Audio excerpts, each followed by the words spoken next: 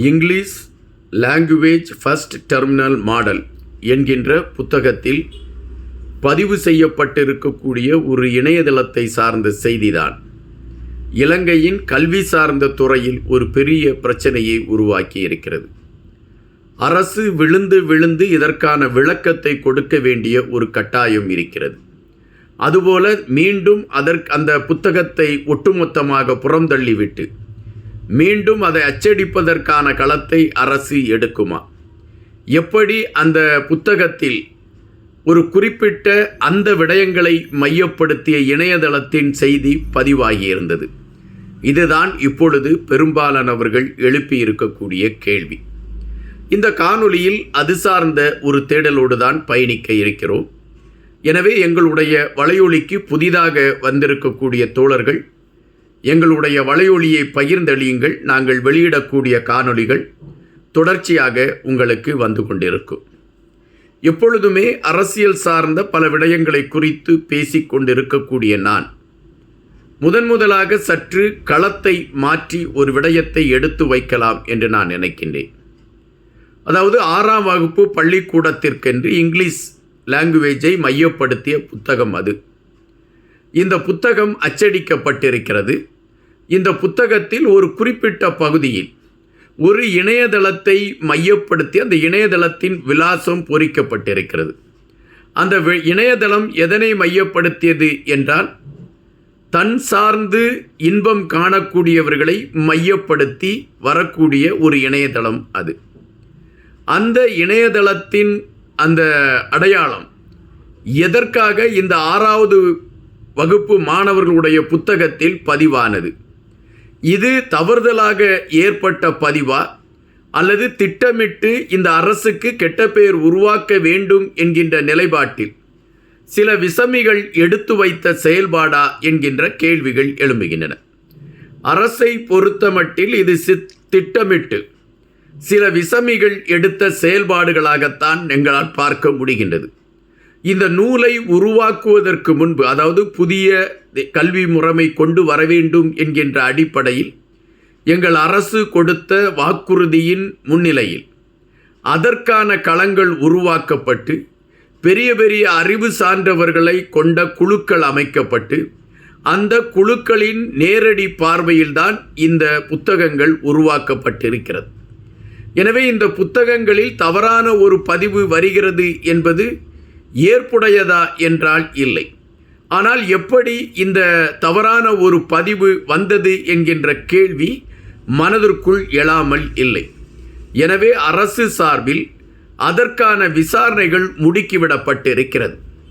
யார் குற்றம் செய்திருந்தாலும் அவர்கள் மீது கடுமையான நடவடிக்கை எடுக்கப்படும். ஆனால் இதனை மையப்படுத்தி பார்க்கின்ற பொழுது இது தவறுதலாக பதிவான ஒரு பதிவாகத்தான் இருக்கிறது. எனவே இதை பெரிதுபடுத்துவதற்கான களம் எதுவும் இல்லை என்றுதான் அரசு நினைக்கிறது என்று குறிப்பிட்டிருக்கிறார்கள்.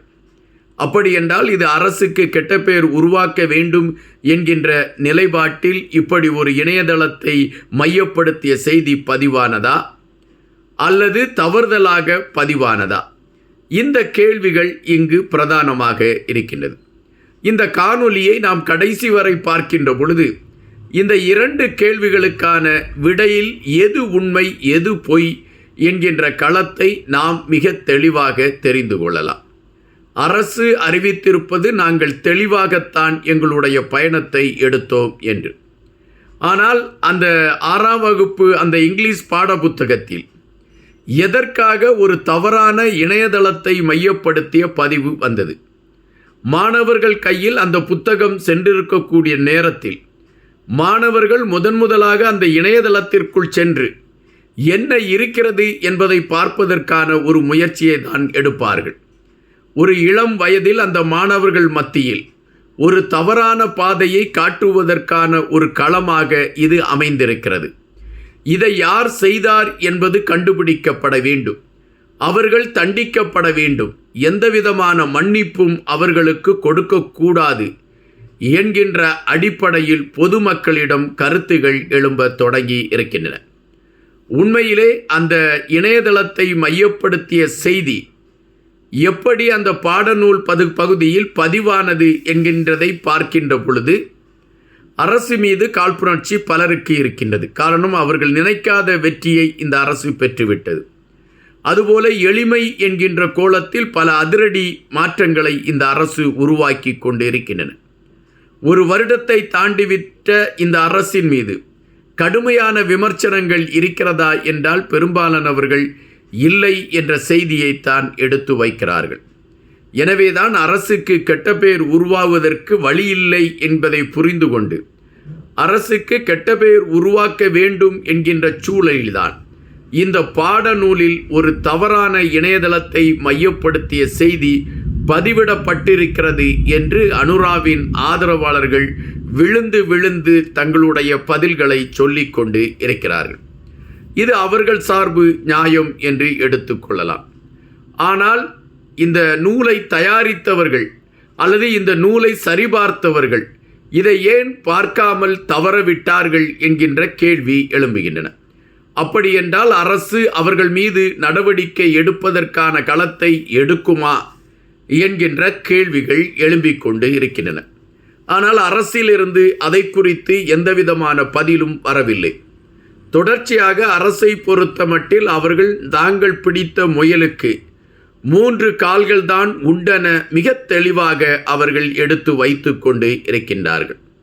அப்படியென்றால் சிறு வயதிலே மாணவர்களுக்கு பாலியல் சம்பந்தமான விடயங்களை குறித்து பேசுவதற்கு அரசு கதவை திறந்து விட்டு விட்டதா என்கின்ற கேள்விகள் எழும்புகின்றன. ஆனால் நாம் விசாரித்த வகையில் அல்லது இதை குறித்து நாம் தேடி எடுத்த வகையில் நமக்கு கிட்டிய செய்திகள் வேறு விதமாக இருந்தன.